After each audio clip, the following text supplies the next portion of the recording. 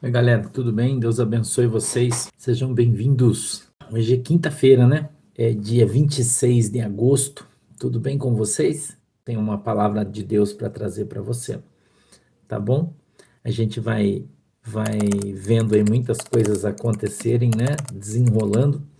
Hoje, no almoço, eu estava conversando com o irmão Tiago, que veio do Rio de Janeiro, está aqui comigo, está indo lá para casa.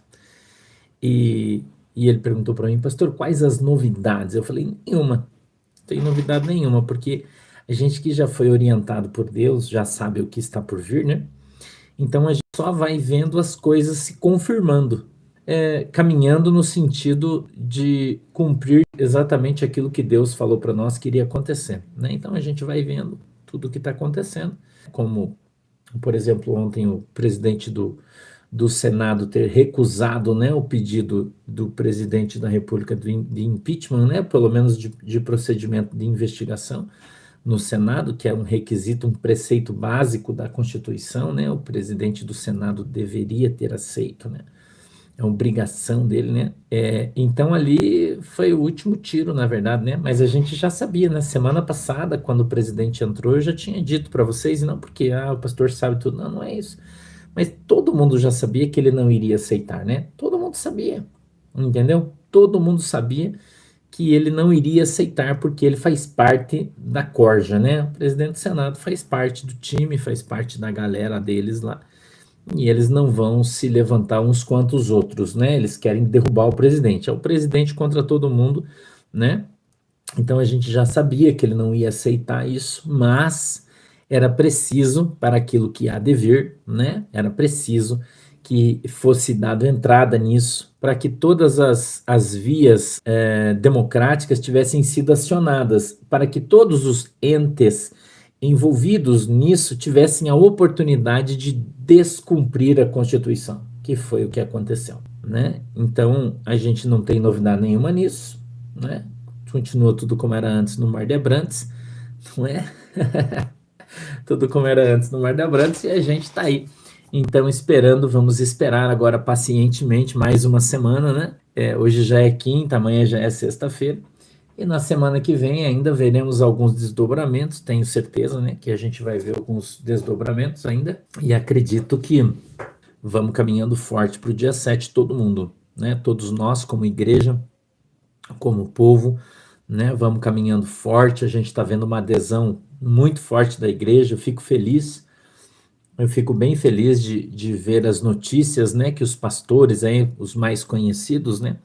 Estão se ajuntando ao povo e conclamando a igreja e conclamando o povo para que o povo se levante, né? Os grandes ícones, né, do Brasil, os pastores famosos aí, né? Os policiais militares, na verdade, a gente está vendo uma movimentação de classes, né? A gente vai ter uma quantidade gigantesca de policiais militares, né?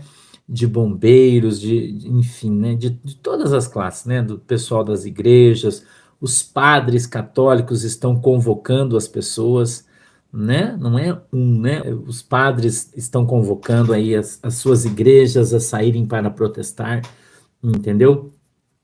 O Sérgio Reis teve um probleminha de saúde e parece que está internado, né? Não está bem. Os bispos não, né, irmão? Os padres, né? Porque os bispos, daqui, principalmente os bispos que estão na CNBB, na Confederação Nacional dos Bispos do Brasil, são petistas, todos, né? Então eles não estão conclamando ninguém. Quem está chamando são os padres que não são políticos, né? Que são homens de fato de Deus, né? Estão preocupados com o povo, com a nação. E tem muitos bons, né? Você sabe disso. Tem muitos bons padres que são de fato homens de Deus. Eu acredito nisso. Tem muitos sacerdotes, né? Acredito nisso, muitos, né? E então esses estão convocando o seu povo aí com todo o amor, com todo o coração, né, para que o povo acorde, né? Então eu solavanco, né? O povo está acordando, o povo está esperto, né? E eu acredito aí que a gente em breve vai ver algo como nunca foi visto, né? Eu acredito aí, né? Então está sendo feito, sim, além dos policiais civis também, né? As associações dos policiais civis também estão se mobilizando. Que bom que você me lembrou. Desculpe, irmã Mayra, eu não, né, me esqueci, mas eu quero falar aqui, saudá-los também, né? Não são todos, não são todos, né? mas algumas sim, né? Algumas associações de policiais civis também, né? E o povo vai caminhar aí. E eu lá na clínica, conversando com os irmãos, né? Todo mundo me conhece lá e alguns até nos seguem aqui, né? Algumas pessoas lá da clínica onde eu fiz a minha cirurgia. E eles falam: e aí, pastor, o que que o senhor acha que vai acontecer dia 7? O povo não tem nem noção, irmãos. O povo não tem nem noção do que vai acontecer. Entendeu? A maioria das pessoas vai ser pega de surpresa. Então a gente tá, eu tô vendo, tô conversando com as pessoas, né? E as pessoas assim que trabalham nos escritórios, que, né, estão tudo desinformado, irmão. É só quem tá na rua. Quem tá na rua, Uber, todo mundo já tá firmado já, irmão. O povo do Uber, do táxi, tá todo mundo firmado. Quem tem categoria forte aí, né? Que conversa, que tá na internet, que tá ativo, né? Esse povo aí tá todo mundo agarrado aí, irmão. Você pode ter certeza aí, o povo do Uber, o povo dos guinchos, guincheiro, isso aí você pode, né? Você pode ver, né? E quem não acredita vai ser pego de surpresa aí, né? Nós somos 220 milhões de brasileiros. Se 10%, eu não acredito que 10% se mobilize. Eu não acredito. Mas eu acredito que 5% vai se mobilizar. 5%, irmão, são 11 milhões de pessoas. 5%. Você que é pessimista, faz essa conta junto comigo. 5% do povo vai se mobilizar. Só 5%. Mas 5% do povo, irmão, correspondem aí a 11 milhões de pessoas. Beleza? Eu queria que você abrisse a tua Bíblia junto comigo aí, se você puder fazer o favor, e vamos mandar bala aí enquanto a gente tem sinal. No livro de Gênesis, no capítulo 35. Você lembra uma vez que o Bolsonaro foi entrevistado pelo Datena? Eu não sei se vocês lembram que o Bolsonaro foi entrevistado pelo Datena. E o Datena falou assim: é verdade que o senhor vai dar um golpe? E o Bolsonaro deu risada e falou assim: você acha que se eu fosse dar o golpe eu ia contar para você? Então qual é o pior inimigo que você tem? Aquele que você não vê. Porque o inimigo que você vê é fácil. O problema é aquele que você não vê. Esse é o perigoso. Entendeu? Então, o perigo está justamente no fato das pessoas não estarem vendo a movimentação. Entendeu? As pessoas não estão vendo a movimentação. Não estão vendo os caminhoneiros, eles não estão indo nos postos de gasolina, eles não estão conversando com as pessoas, então eles não veem. Agora, quem está fazendo isso está vendo o movimento. Entendeu? Estão vendo o movimento. Né? Então, o movimento dos caminhoneiros é real, gente. É real. Não durma de touca, entendeu? O movimento é real. Então não fiquem achando vocês que não é real, que o movimento não é, que não vai acontecer. Não pensem nisso, porque vai, tá? Entendeu? É isso aí, tá bom? Então vamos caminhar aí, né? Vamos andar, vamos prestar atenção, né? Tá bom? Vamos lá, deixa eu ler o texto, diz assim, ó. E apareceu Deus outra vez a Jacó, vindo de Padã Arã, e abençoou-o. E disse-lhe Deus: o teu nome é Jacó. Não se chamará mais o teu nome Jacó, mas Israel será o teu nome. E chamou o seu nome Israel. Disse-lhe mais Deus: eu sou o Deus Todo-Poderoso, frutifica e multiplica-te. Uma nação e multidão de nações sairão de ti, e reis procederão de ti. E te darei a ti a terra que tenho dado a Abraão e a Isaque, e a tua semente depois de ti darei a terra. E Deus subiu dele, do lugar onde falara com ele. E Jacó pôs uma coluna no lugar onde falara com Deus, uma coluna de pedra, e derramou sobre ela uma libação e deitou sobre ela azeite. E chamou Jacó o nome daquele lugar onde Deus falara com ele, Betel. Amém? Feche os teus olhinhos. Querido Deus, em nome de Jesus, quero aqui apresentar nossa igreja diante do Senhor. Que o Senhor possa, em nome de Jesus, nos abençoar, dando para nós discernimento, entendimento. Que nós possamos, Senhor, em nome de Jesus, andar na tua presença e sermos abençoados em nome de Jesus. Eu peço, Pai, que o Senhor possa abrir os nossos olhos para que nós vejamos, os nossos ouvidos para que ouçamos, que o Senhor possa quebrantar o nosso coração para que possamos entender e compreender a Tua palavra, e assim, meu Deus, de uma maneira simples, tenhamos aumentado a nossa fé no Senhor Jesus. Amém e amém. A gente encontra nesse texto um marco temporal. Uma palavra que está em evidência hoje, marco temporal.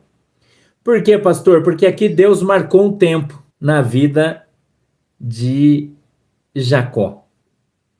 Jacó, quando ele foi embora, Jacó, quando ele fugiu do seu irmão Esaú, a Bíblia diz que ele foi para a terra do seu avô.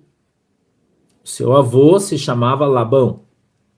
E ele foi para a terra de Labão. E ali ele permaneceu por pelo menos 14 anos. Pelo menos 14 anos ele permaneceu ali. E ele estando ali naquele lugar, ele permanecendo ali naquele lugar, né? Ele ali foi alcançado por Deus, ele ali foi tocado por Deus na sua essência, né? O Facebook caiu de novo. Peço que vocês me desculpem, mas caiu outra vez. E ali, naquele lugar, ele foi abençoado. Ali, naquele lugar, Labão era o pai da sua mãe. Entendeu? Labão era o pai da sua mãe. Terra de Labão. Família da sua mãe, né? Eu não lembro se Labão era tio de Jacó. Era tio? Eu acho que era. Sinceramente, eu não lembro. Peço que vocês me desculpem, mas eu não lembro. Mas, né? Aí tá bom. Então, ele era o tio. E quando a gente está fora de casa, não dá para estudar esses detalhes, né? Porque a gente não traz nossos livros, né? Então, não dá tempo de você estudar. Peço que vocês desculpem, a memória do pastor é ruim, né? Mas ele era, vamos colocar como parente, né? De Jacó. E ele, nessa terra, ele foi ali engrandecido. Ele ficou rico lá. Entendeu? Labão era um homem muito rico. E Deus deu os rebanhos de Labão a Jacó. Se você olhar o contexto da Bíblia, você vai ver que Jacó ele foi recebendo de Deus de uma maneira justa, ele foi recebendo de uma maneira gradual, devagar, tá? Tem uns que falam ladrão, né? Não fala Labão, né? O ladrão, né? Labão. E à medida que Jacó foi trabalhando, ele foi galgando ali uma pequena fortuna. E ele trabalhou ali 14 anos, né? Com aquele moço para 15 anos. Mas quando ele voltou, Jacó tinha muita grana. Quero que você preste atenção aí, entendeu? Jacó tinha muita grana. Porém, Jacó não tinha um bom nome. O nome Jacó significava ladrão, roubador. Tem vários sinônimos, entendeu? Vários sinônimos, né? Mas trapaceiro, mentiroso, vários sinônimos que se aplicam ao nome Jacó. E Jacó, quando ele volta, ele vai atravessar o vale, né? Enganador, usurpador, né? Tem vários sinônimos aí para o mesmo título, né? Quando ele está atravessando o vale do Jaboque, que era um lago, né? Um rio, não é um lago, um rio. Ele ali teve um encontro com o próprio Deus, né? Com o próprio Senhor, não é assim? E a gente tem uma teofania nessa passagem, aliás, uma de muitas, né? Onde o Senhor vem e contende com Jacó. E a Bíblia diz que ele luta com o anjo, né? Durante a noite inteira, vocês conhecem a história. E ali o Senhor diz, olha, como valente você lutou contra Deus e prevaleceu. E agora o teu nome não vai mais ser Jacó. Teu nome vai ser Israel. Então Israel, né? Agora o nome dado ao povo de Deus. E ele encontra ali uma palavra profética de Deus para a sua vida. E Jacó, agora alcançado pela graça, né? Encontrado ali pela graça, Deus abençoou ele E eles olhando ali naquele lugar, Deus abençoou então Jacó. Mas Jacó, ele recebeu uma palavra da parte de Deus, mas ela demorou um pouco para que viesse a cumprir-se na vida dele. Então, quando Jacó, ele atravessa o Vale do Jaboque, ele está voltando da promessa 14, 15 anos depois. E a Bíblia, então, diz assim, irmão, Jacó agora era rico, porém continuava com aquele pejo, aquela marca sobre a sua vida de ser um trapaceiro. Então Deus veio nesse momento, nesse capítulo 35 do livro de Gênesis, para mudar o nome de Jacó. E para fazer cumprir na vida dele a palavra que Deus lhe havia dado lá atrás. Entendeu? A palavra que ele havia dado lá atrás. E algum tempo atrás, Jacó havia recebido uma palavra profética de Deus. E quando ele veio, ele foi alcançado por Deus e novamente recebeu a palavra profética de Deus. Mas ele continuava caminhando, vindo na direção da sua terra, a terra dos seus pais. E à medida em que ele vinha caminhando, eu creio que ele vinha pensando, se você olhar para mim, você vai perceber que Jacó, ele ainda não via evidenciado na sua vida a bênção de Deus, apesar da grana. E eu vou dizer uma coisa para você, irmão.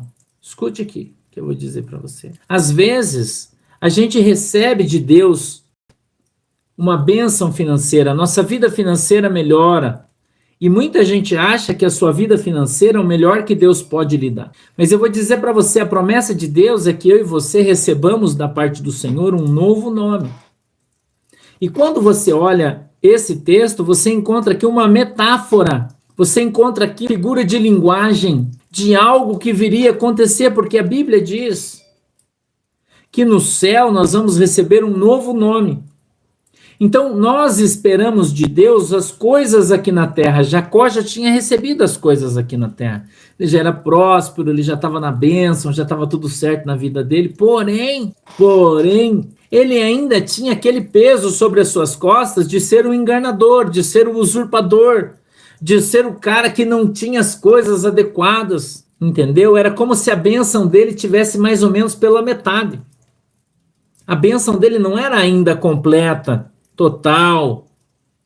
Não era. E agora, a Bíblia diz que o Senhor vem e dá a ele um novo nome. Isso já é uma simbologia da salvação. Isso já é uma simbologia daquilo que Deus tem preparado para cada um de nós, que nós, de fato, seremos completados por Deus quando nós recebermos um novo nome.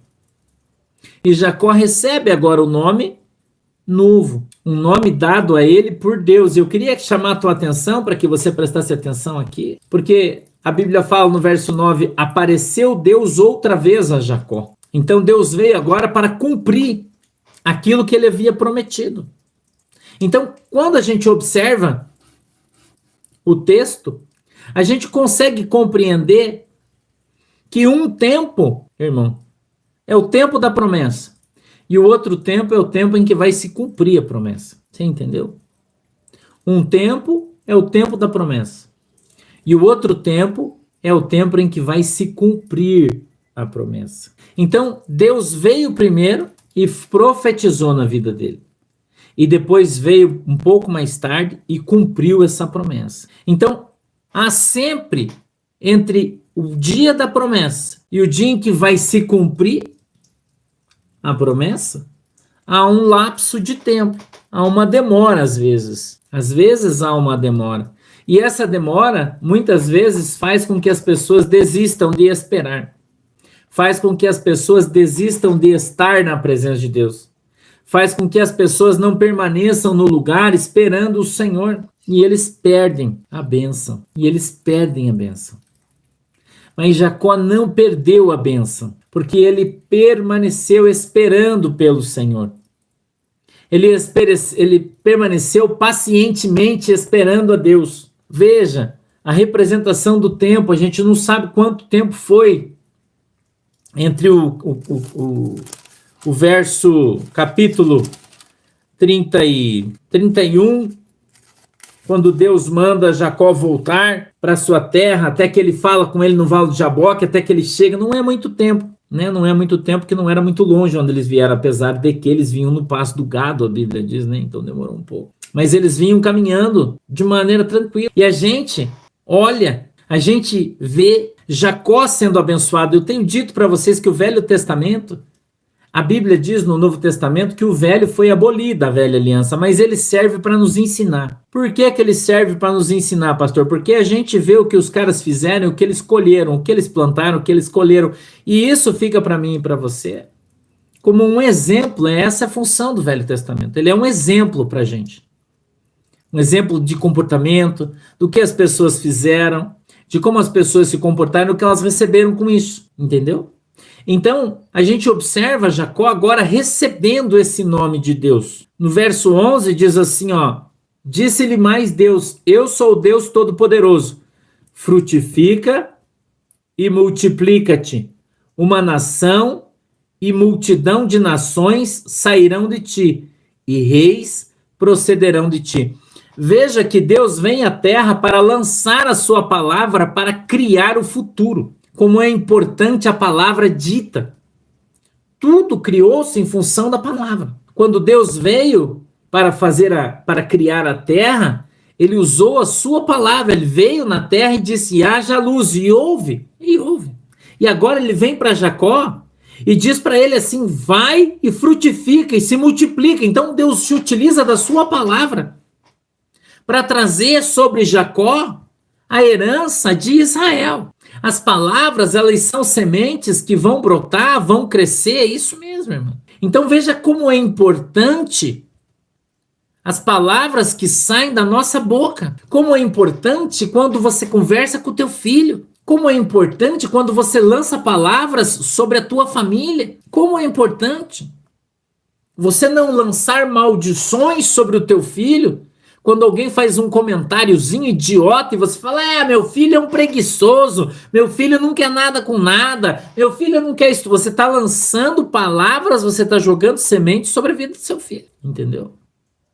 Mesmo que ele não seja um primor de um filho, né? Mas ainda assim você tem que abençoar ele. Você tem que lançar sobre ele a bênção. O meu filho é uma bênção. Meu filho, quando crescer, ele vai ser um homem digno, honesto, um bom pai de família, vai ter caráter, porque ele é um homem bom, vai ser um homem cristão. Lançar sementes boas sobre uma boa terra. E elas vão crescer e vão frutificar. Porque você vê que Deus, ele desce na terra. Pastor, como é que a gente sabe que ele desce? Porque no verso 13 diz assim, ó: e Deus subiu dele. Ou seja, para ele subir, ele teria que ter descido. É meio que evidente isso, não é? Meio que evidente. Então, Deus desce do céu e ele profetiza na vida de Jacó. Deus lança, se você preferir, uma palavra profética, entendeu? Deus lança sobre eles uma palavra profética, uma palavra de bênção, uma palavra de transformação, uma palavra de edificação, uma palavra de consolo. Jacó estava num momento difícil da sua vida, porém, Deus desce do céu. Você já pensou quando você tiver intimidade suficiente com Deus e Deus chegar ao ponto de descer do céu para falar com você? Eu te pergunto, já pensou nisso? Quando você chegar ao ponto de amizade com Deus, de intimidade com Deus, de Deus descer do céu para profetizar na tua vida, ao ponto de mudar o teu futuro? Porque Deus mudou o futuro de Jacó. Por que ele não pode mudar o meu através da sua palavra? Tem gente que não acredita nisso. Não acredita que a palavra tem poder. Não acredita que você pode profetizar. E veja que profetizar é diferente de determinar. São palavras e conceitos diferentes. Então nós devemos aprender a profetizar sobre a nossa família, aprender a profetizar sobre a nossa casa, aprender a profetizar sobre as coisas que nós temos. Até quando você planta alguma coisa, você profetizar sobre aquela cultura, que ela vai ser uma bênção, ela vai ser. Se você tiver fé. Porque a Bíblia diz que tudo aquilo que pedimos com fé, crendo, receberemos. Você entendeu? Tudo que você pedir com fé, crendo, você vai receber. É isso que a Bíblia fala. Agora a questão é, nós cremos nisso? Nós profetizaremos de fato com fé, crendo que verdadeiramente recebemos? Essa aí é a pergunta. Essa é a pergunta. Porque não adianta ser da boca para fora. Uma palavra sem fé não vai acontecer. Agora, uma palavra com fé, de todo o teu coração, que vem de dentro da tua alma, por que não pode mudar a tua vida? Né? Por que ela não pode mudar a tua vida? Por que a palavra que foi lançada sobre Jacó não pode ser lançada sobre você? Então, nós precisamos mudar as nossas expectativas, nós precisamos mudar as nossas convicções, porque quando você fala alguma coisa sobre isso, as pessoas dizem: ah, mas não é bem assim, eu não vejo bem assim. É exatamente assim que a Bíblia diz. É exatamente assim que a Bíblia nos posiciona diante de Deus, irmão. A Bíblia diz que sem fé é impossível agradar a Deus. Então a pergunta que não quer calar é: qual o que eu faço para agradar a Deus? O que você faz? Você tem fé. E se você parar para olhar, aqui a irmã Wilza está fazendo uma pergunta aqui que eu acho que é muito pertinente. Ela disse: por que Deus escolheu Jacó? Não foi Deus que escolheu Jacó, irmão. Foi Esaú que abriu mão da bênção. Isso é uma coisa muito importante. Deus não escolheu Jacó. O dom da primogenitura era de Esaú. Mas Esaú trocou o dom da primogenitura por um prato de lentilha. Então, quem ganhou a bênção foi Jacó. Quando Esaú resolve abrir mão da bênção pelo prato de lentilha, eles não eram crianças, irmão. Eles já eram jovens adultos. Já. Criança em Israel é até 12 anos. De 13 anos você já é adulto lá. Na lei de Deus já é adulto. Sim, eles eram gêmeos, eles nasceram gêmeos. Então, quando Esaú resolve abrir mão da bênção, Jacó pegou. Sabe o que isso significa, irmão? Que se você não quer fazer, Deus vai levantar outro para fazer. E o outro vai ser abençoado e você não. É simples. É simples, irmão. Não está disposto a fazer? Deus chamou você para fazer e você fala: ah, mas, Senhor, sabe o que que é? Mas é que a minha mulher não está muito bem, que o meu filho não está muito legal, eu não sei se eles vão querer ir e tal. É assim que você responde para Deus. Daí Deus vem, dá um sonho para outro, o cara acorda e fala: o que, Jesus? Nossa, já vou arrumar minha mala aqui e já vou já. Quem que vai, irmão? Quem que vai ganhar a benção? Entendeu? Esse negócio de você ficar fazendo doce com Deus pode levar você a perder a benção. Entendeu? Então, Deus mudou a vida do Jacó através de uma palavra. E Jacó recebeu a herança, lembre-se sempre disso, porque Esaú não quis. Então eu falei e vou falar de novo para você: ninguém é obrigado a ir para o céu. Ninguém. Ninguém é obrigado a ser crente. Ninguém é obrigado a acreditar, a viver uma fé extraordinária. Deus dá oportunidade para todos. E ninguém pode dizer que não teve. Ah, Deus escolheu o pastor Sam, não me escolheu. Não. Quando eu me disponibilizei, talvez você não tivesse tempo. Quando eu me disponibilizei, talvez você estivesse trabalhando demais, querendo ganhar a vida. Mas eu abri mão de tudo que eu fazia para servir Jesus quando ele me chamou. Deus não me obrigou a ser crente, ele me chamou. Entendeu? Ele me chamou. E eu vamos nessa, vou embora. Ele falou para mim: larga tudo que você tem aí e vai para uma terra que eu vou te mostrar onde é. Deus falou, foi assim. Eu saí do meu trabalho, saí de tudo e vim viver da igreja, irmão. Entendeu? E a igreja não tinha grana, não tinha grana. Entrava R$ 500 por mês na igreja. Já era real, né? R$ 500. Custava quase 300 e pouco o aluguel. Sobrava 200. Eu ganhava muito bem, irmão. Muito bem.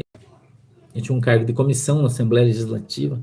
Era assessor político. Muito bem. Pode ter certeza disso. Pelo menos 10 vezes esse valor. E abri mão do meu trabalho para ir viver da viúva. Deus me chamou, eu fui. As pessoas falam: nossa, mas como é que eu vou abrir mão? Deus está me chamando, eu vou viver como? Eu vou fazer como? Eu nunca perguntei isso para Deus. Quando Deus falou: cara, vai lá, que eu tenho um propósito na tua vida, eu vou te dar uma igreja, quero que você vai, vou. Então você tem que largar tudo, vai embora. Largo, vou embora. Você entendeu? Uma palavra de Deus mudou a minha vida. Uma palavra. E mudou a minha vida. Todo mundo disse que eu era louco, que eu era... Nossa, vocês não têm noção das coisas que eu escutei, entendeu? Mas hoje em dia, as pessoas olham para mim e veem que eu fiz a escolha certa. Já contei essa história para você. Mas muitas vezes eu ouvi: cadê o teu Deus? Ué, você não era crente? Ei, mas não foi Deus que chamou você? Por que você está passando isso aí? Entendeu? Mas quando eu estava sozinho na garagem da minha casa começando a igreja, irmão, só eu e a Manuela, fomos nós dois que começamos a igreja. E nós tínhamos uma ovelha só uma. Foi a nossa primeira ovelha, que foi a irmã Alda, que ela tá aqui, ó. No Facebook, que é a irmã Alda, é só você conversar com ela, nossa primeira ovelha. Só ela ia no culto. A Manuela cantava os hinos da harpa, eu pregava, e nós orava e ia embora, na garagem da nossa casa. Foi assim que começou a nossa igreja, sacou? 14 anos atrás começou a nossa igreja. A irmã Alda tá aqui, é só você conversar com ela. A ovelha mais antiga que eu tenho, tá junto comigo já faz 14 anos. Conhece toda a minha vida, viu tudo que eu passei, sabe de tudo, né? Aqui, ó, a irmã Alda tá aqui, ó. Ela tá falando ali, ó. É verdade, ó. Tá aqui no Facebook, é só você entrar ali e você encontra ela. Você pode perguntar para ela o que você quiser da minha vida. Ela vai te contar porque ela sabe de tudo. Faz 14 anos que ela é minha ovelha, entendeu? E você acha que foi fácil chegar aqui? Não. Que foi difícil? Foi difícil. Porém, nós perseveramos, porque um dia Deus falou para mim: vou te dar uma igreja. A minha igreja, Deus falou para mim assim, ó: eu tô descendo com a minha igreja no céu, quero que você vá cuidar dela. Foi assim o negócio. Não fui eu que falei: eu vou sair da Assembleia de Deus, vou abrir uma igreja que eu quero ser pastor. Não, irmão. Não. Nunca eu quis ser pastor, e Deus sabe disso muito bem. Nunca. Eu disse: Senhor, tem certeza? Eu mesmo que o Senhor quer? Ele falou: é você mesmo. E você vai sair daqui. Eu era da Assembleia de Deus, um pregador conhecido, pregava em todo canto, tinha uma vida boa, trabalhava. A minha esposa demorou 10 anos, irmão, para se converter. Depois que eu me converti nela, já deve estar, acho que depois que a gente começou a igreja, a minha esposa levou ainda uns 3 anos para se converter depois que nós começamos a igreja. Acho que uns 3 anos. Já faz uns 11, eu acho que ela se converteu, que ela está trabalhando comigo. 11 anos. Mas ela levou 3 anos, 3, quase 4 anos, depois que eu comecei a igreja, fora os outros 10 anos que eu já era crente na Assembleia de Deus. Entendeu? Quem foi minha companheira sempre até Chiles Conte foi a Manuela, que era pequenininha. Hoje ela está com 28, eu acho. Se você vê menos 14, quando eu comecei a igreja, ela tinha 14 anos. Eu me converti, ela tinha 4. E ela veio para a igreja comigo, se converteu, e a mãe não. Demorou 10 anos para ela se converter. E éramos só eu e a Manuela, e não tinha ninguém me ajudava, ninguém, só a Manuela, só nós dois, sacou? Então, quando a gente começou a igreja, 14 anos atrás, o primeiro membro da igreja, eu e a Manuela.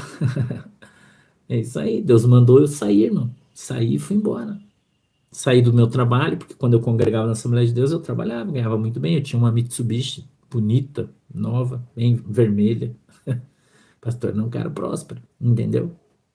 Saí e fui viver da viúva, como Deus mandou. E eu tô aqui até hoje. Poderia contar aqui diversos testemunhos para você. O testemunho do Fusca, né? Quem sabe um dia eu conto o testemunho do Fusca para vocês, né? Quem sabe um dia.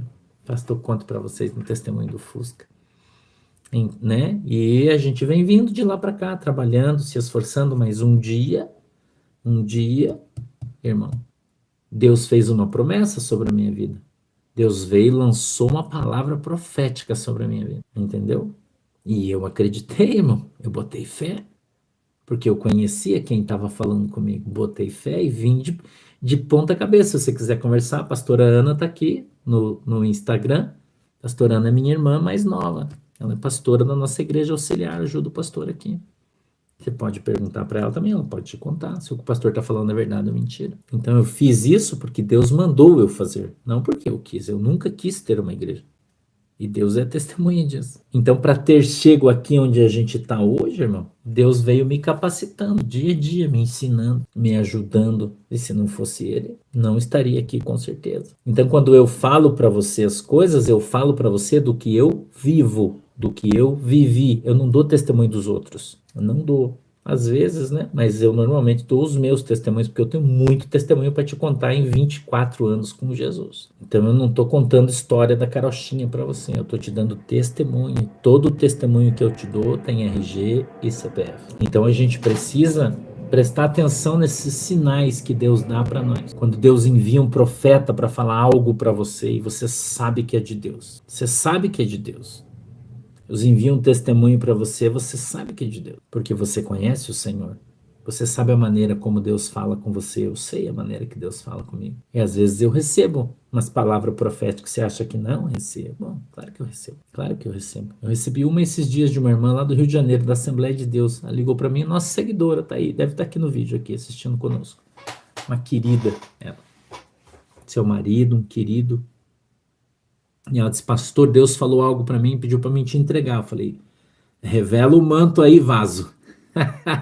E ela entregou. E ela disse assim para mim, para você saber que é Deus que está falando com você, Deus me falou algo da tua vida. E ela começou a falar uma coisa que só eu sei. É assim que Deus faz, para você saber que é Ele. Só eu sei. Ela contou uma coisa, um segredo da minha vida que eu tenho com Deus. Entendeu? Um segredo que eu tenho com Deus. Ela disse, agora que você sabe que é Deus, eu vou te falar o que Deus está falando. E veio. Eu não vou te falar porque é uma coisa, né, pessoal minha, com relação ao que vai acontecer na nossa igreja. Então, esse texto é um texto verdadeiro, irmão.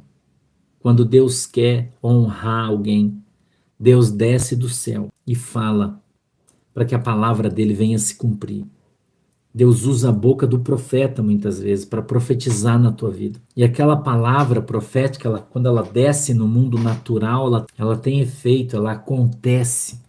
Ela rompe barreiras, ela derruba barreiras através do poder da palavra de Deus. Por isso a palavra de Deus é tão importante. Por isso você tem que aprender, irmão, a usar a palavra de Deus. Você tem que aprender a profetizar. Você tem que aprender a bradar. Você tem que aprender a clamar. Você tem que aprender, como está escrito lá no livro de Jeremias 33:3, clama a mim e responder-te-ei e anunciar-te-ei coisas grandes e fortes, ou talvez estejam aí firmes e grandes, que você não sabe nem conhece. Vai ser fácil, pastor? Não, não é fácil.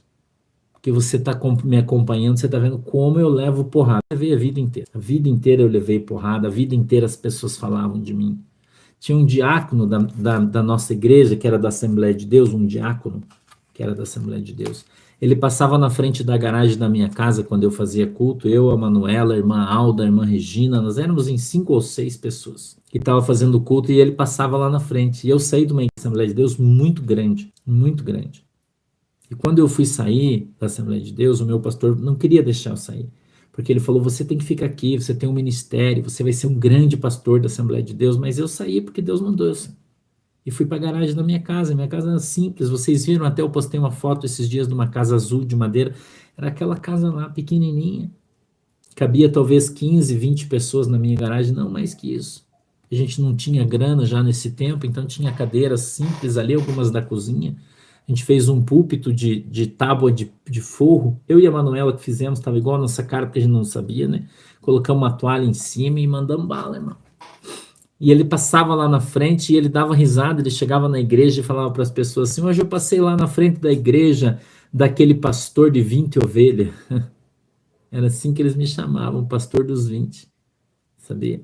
Eles falavam assim, olha só, o cara saiu daqui dessa igrejona gigantesca, a nossa igreja era gigantesca, para ir cuidar de 20 ovelhas. Não tem juízo mesmo. Todo mundo falava isso para mim, mano. Todo mundo falava isso para mim. Eu era zoado por todo mundo, porque eu saí daquela igreja onde eu tinha um futuro brilhante para ir para uma igrejinha, para uma igrejolinha, eles falavam assim, para cuidar de 20 ovelhinhas. Era isso que eles achavam que eu ia ser.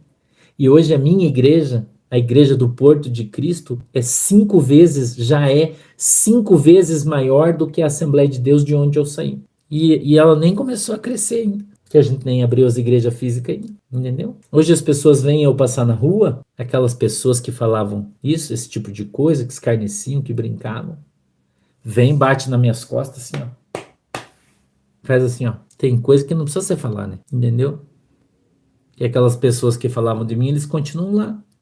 A mesma vida, fazendo as mesmas coisas, andando do mesmo jeito. E a minha vida foi completamente transformada, irmãos. Transformada. Deus transformou a minha vida. Hoje Deus me fez um homem próspero, um pastor próspero, uma pessoa respeitada, que tem um nome respeitado em todos os lugares, procurado por muita gente, entendeu? Porque quando Deus trocou o meu nome, Deus me deu um nome de gente grande. E Deus falou para mim, eu vou te levantar e você vai pregar para reis e príncipes. E Deus está me levando para esse lugar. E um dia eu já fui um Jacó. E um dia Deus falou para mim, a partir de hoje eu vou te chamar de Israel. Você vai ser o pai de uma grande nação. Isaías 60, a palavra que Deus me deu, depois você lê. Isaías 60, Deus falou, vou te colocar por grande, vou te colocar por cabeça. E o menor curral que você vai ter 1.000. Deus falou isso para mim, tá lá em Isaías 60. Pois você lê lá, vê o que está escrito. Você entendeu? E eu não precisei mudar, eu continuo a mesma pessoa, a mesma mensagem que eu pregava lá, eu prego aqui para você. As mesmas coisas que eu fazia lá, eu faço aqui, eu não mudei, eu continuo a mesma pessoa, entendeu? A mesma pessoa, irmão. Não mudei nada. Continuo tratando as pessoas da mesma maneira, respeitando todo mundo, respeitando as autoridades, respeito os meus pastores, porque eu os tenho ainda. Respeito, chamo eles de senhor, sim, senhor, meu pastor. Você acha que eu não faço isso? Porque Deus me fez muito maior que eles hoje, você acha que eu não respeito os meus pastores? Que de vez em quando eu posso, porque eu não tenho mais tempo, mas quando eu posso, eu não vou na casa dos meus pastores, levo um presente para eles, tomo café na casa deles. Você acha que eu não faço isso? E antes de sair, eu fico de joelho, pego a mão dele, coloco na minha cabeça e falo, pastor, ora por mim, me abençoa. Meu pastor, eu faço isso, irmão. Eu honro eles, porque foi pela oração deles que eu cresci, foi pela oração deles que eu fui abençoado, foi pela oração, pela bênção do meu pastor que eu tô aqui. Eu não sou um rebelado, um divisor de igreja que saiu, brigou, eu não sou esse cara, irmão. Eu dou honra ao meu pastor vem na minha casa tomar café comigo, conversar comigo. E eu amo meu pastor do fundo do meu coração e falo isso de verdade para vocês. E ele vem e conversa comigo e ele fala assim, Sandro, não esquece, você é meu galho, hein? Irmão, você é meu galho, hein? Dê muito fruto, tá entendendo? Meu pastor fala isso para mim. E quando nós voltarmos com a igreja física, vocês vão conhecer meu pastor. Vocês vão saber que eu tenho raiz, irmão. Que o meu ministério tem RG e CPF. Eu saí abençoado da Assembleia de Deus, abençoado. Meu pastor pôs a mão na minha cabeça e me abençoou. E disse, vá e seja uma bênção, entendeu? Eu não sou um cachorro sem dono, sem eira nem beira, como muitos aí. Rebeldes, rebelados, que se levantaram contra os seus pastores, saíram, abriram suas igrejas e estão batendo cabeça a vida inteira. Eu não sou esse cara, não. Entendeu? Não sou, não. Quando abrir as igrejas físicas, vocês vão conhecer o nosso pastor. Eu falo para ele, você é meu pastor presidente, cara. Não importa que você está lá na Assembleia de Deus, a bênção veio de você, da tua mão, do teu ministério, entendeu? Então, por isso, você vê o meu caráter cristão, você vê o meu comportamento, você vê a minha ação, você vê a minha conversa, é a mesma, irmão. Desde que eu me converti, eu sou a mesma pessoa. Não mudei. Se tem alguém das antigas que não anda comigo, é porque a pessoa se levantou e foi embora. Não, eu nunca toquei ninguém, mandei alguém embora e disse, não, isso aqui é meu. Não, o povo que anda comigo senta na mesa junto comigo, todo mundo. Ninguém é melhor do que ninguém. Eu estou ensinando você que você tem que ter caráter, o teu caráter tem que ser um só, caráter cristão. Tem que ser crente, irmão. Você não pode mudar, porque Deus abençoou, prosperou você, Deus você vai ficar metido, vai ficar cretino, vai deixar de visitar os irmãos mais pobres, deixar de ajudar as pessoas que viveram uma vida junto com você. Eu ajudo todo mundo, irmão. Quantas pessoas, irmãos que eram presbíteros comigo lá atrás. Eu vou contar uma coisa para você, hein? Que há um tempo atrás eu soube que o irmão estava passando necessidade, eu fui atrás dele para ajudar ele. Estava numa prova miserável, eu comprei um carro para ele, dei de presente, abençoei meu irmão, ele é de outra igreja. Aí não tinha, estava numa situação difícil. E eu comprei um carro simples, 8 mil, mas eu comprei um carro, um Corsinha para ele, dei para ele de presente. Abençoei ele, falei, mano, eu vou te abençoar para você fazer a obra aqui, você está fazendo aqui, eu vou fazendo aqui. Quando ele precisa, esses tempos atrás conversou comigo, a esposa dele estava doente, precisava fazer uns exames, eu mandei o dinheiro para ela fazer. Eu não estou falando aqui isso para você ficar com pena. Não, eu tô te dando testemunho. Estou te falando o que eu faço. E se precisar, faço hoje, amanhã, depois da manhã. Não tem esse negócio, irmão. É por isso que Jesus me dá muita comida, porque eu não como sozinho. Minha comida eu reparto com todo mundo que precisa. Com todo mundo. E faço isso. E não importa a igreja, onde, como. As pessoas que andaram junto comigo, eu honro eles. Entendeu? Um amigo meu passou mensagem para mim faz algum tempo atrás, pastor. Um querido, ficou para trás, ele não quis vir comigo, não quis quando eu abri a igreja. Ele falou, não, eu não quero, eu vou ficar. E ele ficou para trás. E ele estava passando uma situação muito difícil. Doente, muito difícil. Eu fui lá na casa dele, irmão. Ajudei ele, conversei com a esposa, vi as necessidades, ajudei, fiz tudo que eu podia. Para abençoar, para ajudar, para dar um pouco de conforto num momento de dificuldade. Porque se você acha que Deus vai abençoar você, você sendo um egoísta, um egocentrista, você acha que Deus vai abençoar você assim? Não vai.